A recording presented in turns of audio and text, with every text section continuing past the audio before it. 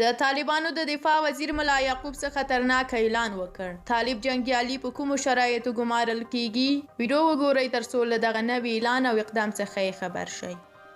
د طالبانو د دفاع وزیر ملا محمد یعقوب مجاهد په خپلو تازه څرګندونو کې چې په منصوري قلوردو کې یې کړی معیار یې له منځه وړی او غوښتنه یې کړې ده چې په دولتي ادارو کې د بېسواده طالبان مقرر شي.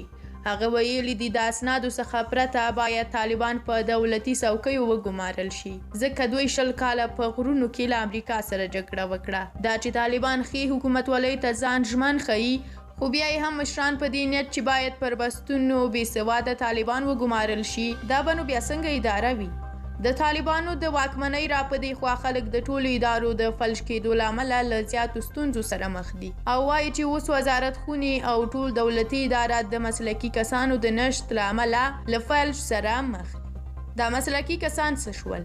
د طالبانو په راتګ سره زیات شمیر مسلکي ځوان کدرونه د طالبانو څخه د ویرې له امله له هیواده وتښتېدل او یو زیات شمیر چې دننه هیواد کې دي په یوه او بل نامه ګوښه او پرځایي ملایان مقرر شول. اوس هم بشري ځواک شتون لري چې ټول بېکاره ګرځي او په ادارو کې د طالبانو او ملایانو واکمنۍ ده.